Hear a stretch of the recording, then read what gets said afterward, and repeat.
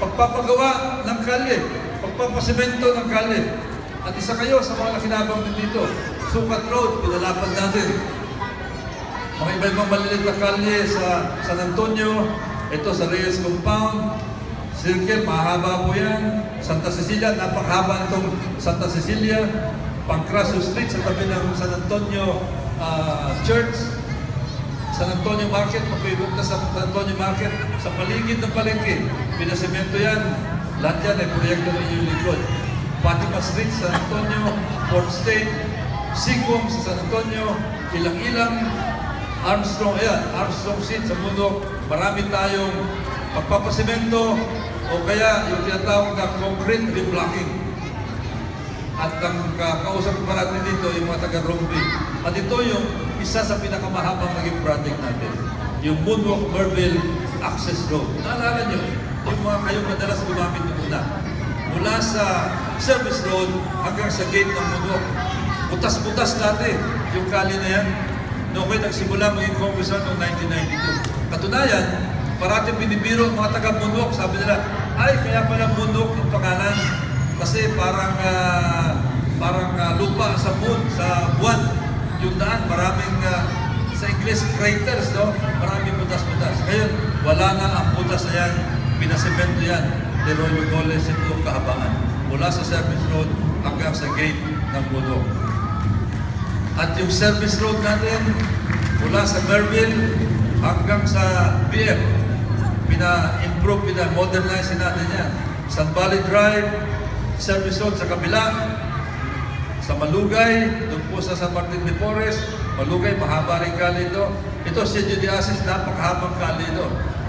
Sa gate ng Merville, pinawiden natin yung gate ng Merville at inayos yung drainage sa ilalim. Ganyan din ginawa natin doon sa yung isang sa may Merville ninyo, no? Ito yung Front Street, dinadaanan niyan. Kung kayo ay lalabas ng bus truck, pupunta ng Barangay Don Bosco, pupunta ng City Hall, dadaan kayo sa Front Street. Ito yung Front Street. Dati lubak-lubak yan, napakahabang kalim, pinasemento rin natin. At yung Doña Soledad, nung una po, nung ako'y umupo noong 1992, ang Doña Soledad, 2 lanes lamang ang sementado. Ang naging proyekto natin yan, pinasemento natin yung 2 outer lanes. Kaya naging 4 lanes na ang Doña Soledad. Hanggang ngayon, yan pa rin ang ginagamit ng mga taga-barangay Don Bosco. At kasama kayo dyan. Dahil parati kayong tumatawid din. Pupunta kayo ng McDo, pupunta kayo ng Jollibee, pupunta kayo ng lalabas kayo ng Superhighway, dumadaan kayo sa Doña Soledad na naging proyekto ni Roy Lugoles. Yan po, Better Living. Sa Levittown, ang sukat, pinawiden natin ang panahon natin at dinagdagan pa natin yung widening. At ito yung dadagdag ko, yung Skyway Project. Kasi maraming nakalimot na sa kasaysayan ng Skyway Project. Si Roy Lugoles, pagupong pa lamang noong October 1992. Naging congressman ako July 1992. Nag-file ako agad ng isang bill. Ang tawag dito, Elevated South Superhighway Bill. Ibig sabihin, pinapataas na superhighway. Nung final ko doon, maraming nalito. Sabi lang, paano gagawin? Papatungan mo yung South Superhighway. Paano gagawin yan? Hindi magkakatraffic-traffic. Magastos at mukhang parang delikado yan. Pero ito pinaglaban ko. Lumabas ako sa TV, nagpagawa ako ng design, pinaliwanag ko sa TV, nakapagdebate ako kay Senator Tolentino, tumututol si Senator Tolentino dito. Magsalita ako parati sa radyo, sa dyaryo, nakikita ako, hanggang mapansin ito ni Presidente Fidel B. Ramos ang panahon na yun. Nung magkaroon ng inauguration sa C5, groundbreaking doon, pinatawag ako ni Presidente. Sabi niya, Roy, paliwanag mo sa akin, yung elevated South Superhighway mo. Mabuti lang, dala-dala ko yung plano, pinakita ko sa kanya, tumatakot ako. After a few months, nakausap ko ulit siya. Kagagaling na sa Bangkok.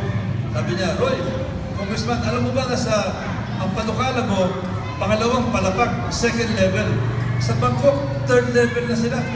Nahuhuli na pala tayo. Kaya ganda nag-utos si Presidente Ramos na ipagawa itong elevated superhighway natin. Inutusan niya ang Public Works si Secretary Villar at si Speaker de Venecia pumasok na rin. Finally, na-finalize yung plano. Ayos na. Build, operate, and transfer, BOT. Nung pinisinta itong plano ito, sabi ni Speaker, ano itatawag natin sa proyektong ito? Ang sabi ni Secretary Villar, Metro Manila Tollway Project. Sabi ko, parang hindi maganda, Metro Manila Tollway. Eh ano bibigyan natin pangalan? Sabi ni Speaker de Venecia. Sabi ko, di ba ito muna Highway 54, no? Ano sumunod? Super Highway. Tumaas na. Kasi siyempre, kailangan itaas na ba yan? Ang dapat itawag natin yan, Skyway. Pag sabi ko na Skyway, sabi ni Speaker de Venecia, yan na ang pangalan natin. Kaya yan ang ginamit na pangalan. Masaya ako. Kaya lang, ang naging problema, mas nangihinayang lang ako, dapat i-register ko sa pangalan ko yung Skyway. Kasi pag na-register ko yun, may copyright ako. Hindi pwedeng gamitin. Ginamit ng korporasyon. Ayan, Skyway Corporation. Eh kung na-register ko yan, pwede ko silang singilin ng royalty. Kikita sana ako. Sayang. Malaki sana kinita ko rito. Pero okay lang. Importante, nagawa itong Skyway. Paglilingkod na naman ni Roy Lugones para sa ating lahat. Thank you, Doc. Siyempre, andyan din yung PGH natin. Meron tayong mga PGH program. Ito, mga ilang buwan lamang ito, no? Halimbawa na ito. Tingnan nyo ang Munok. Ilang buwan lamang, 250 ang nakinabang sa PGH. Nakakalungkot, mukhang wala na ang PGH ngayon. At libreng palibig. Naalala nyo yung libreng palibig? Noong panahon ko, pag meron mamatay na medyo mahirap, kasama agad sa libreng palibig. Hindi problema yung 12,000 pesos na pambayad sa funeral service. Ilan ang nakinabang dyan? 2,863. Sipin niyo kung gaano karami yan. At itong listahan, VF Homes, 1,000. San Antonio, 592. Bunwok, 468 na pamilya ang nakinabang dito. Halos isang barangay po. Titignan nyo, 468, pangatlo sa pinakamarami sa buong 2nd District na nakinabang dito sa ating libreng palibig. Paglilingkod po. Bakit ko naisip ito?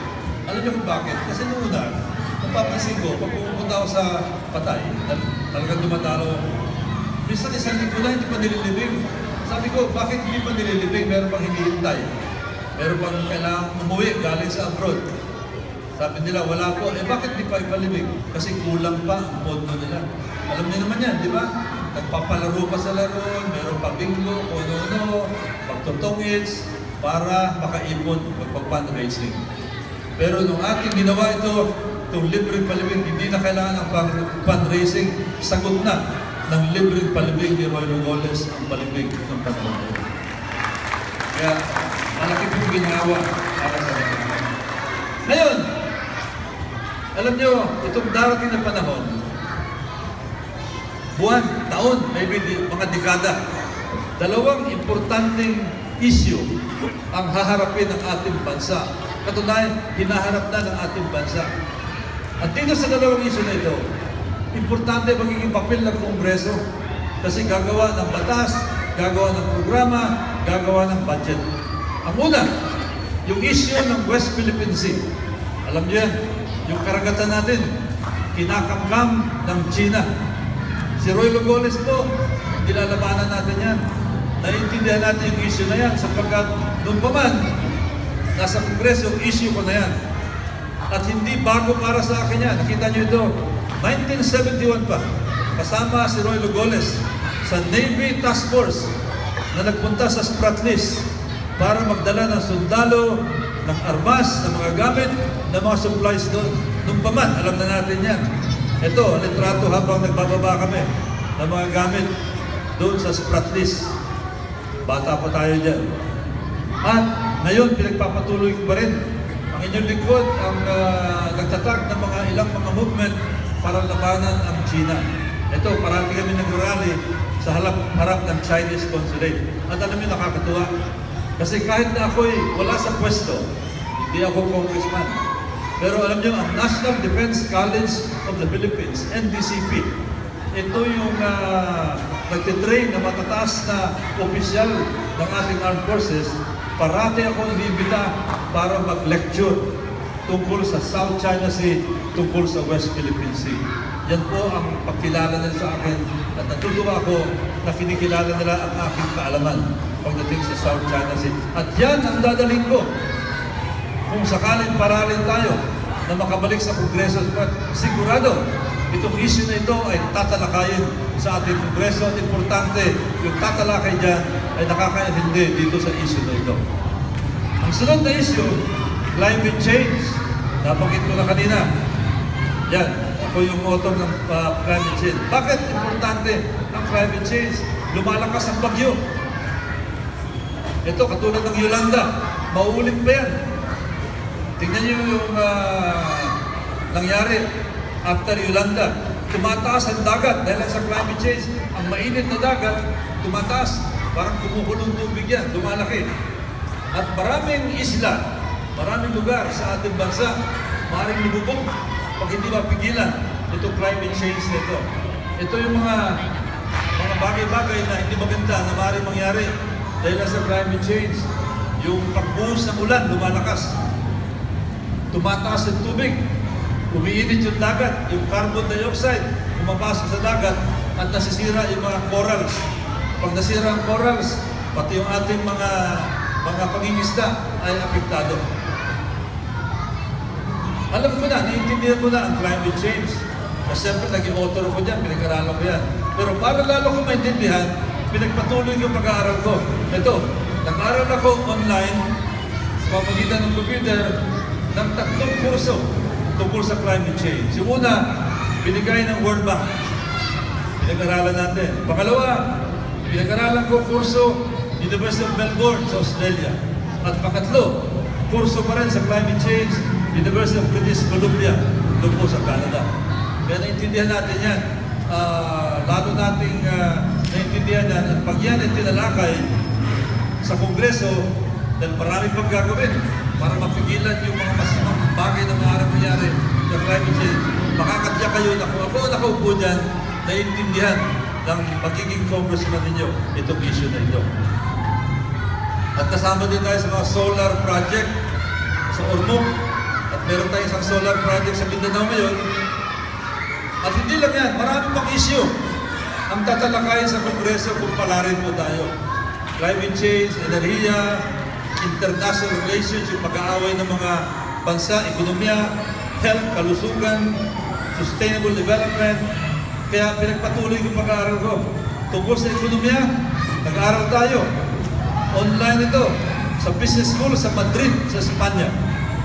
Enerhiya, importante ang enerhiya. University of Colorado sa Denver, nag-aaral tayo dyan. Global trends, away ng mga bansa. Bakit nag-aaway sa Middle East? Bakit nag-aaway dito sa Asia? Global trends, University of Leiden sa Netherlands. Global trends sa negosyo, University of Pennsylvania, doon po sa Wharton. Tungkol sa media, Northwestern University sa Chicago. Sustainable development, paano ayusin yung ating mundo nang hindi nasisira yung kapaligiran. Sa Columbia University sa New York. How to change the world, paano baguhin yung mundo. Bakit meron pa rin mahirap? Ang dami ng mayaman, pero bakit meron naiiwan? Bakit kinukulang tayo ng pagkain? Bakit andyan pa rin yung mga sakit ng mga tao? Moderno na ang mundo, pero andyan pa rin yung mga sakit. Wesleyan University, nag-aaral tayo dyan. Negosyo, University of Maryland. At kalusugan, siyempre, andyan pa rin yung mga epidemic, dengue, may bagong epidemic na nanggagaling sa Brazil, Johns Hopkins University. Global health pa rin, University of Copenhagen sa Denmark. At yung panghuli, our energy future, enerhiya, University of California sa San Diego. So yan po ang pinag-aralan ng inyong lingkod. Meron tayong karanasan, meron pa rin pinag-aralan. Kasi hindi po tayo tumitigil sa pag-aaral. Ganyan dapat tayong lahat. Dapat araw-araw meron tayong natututuhan bago. Kaya andito po ang inyong lingkod. Kung sakaling pala rin, makakatiyak kayo na marami tayong madadalang kaalaman. Kung sakaling pala rin at makabalik sa Kongreso upang lalong maging mahusay na magiging kinatawan ninyo doon po sa Kongreso ng ating Pilipinas. Kung tutuloy na dito. So, yun lang po ang aking mensahe. Maraming salamat.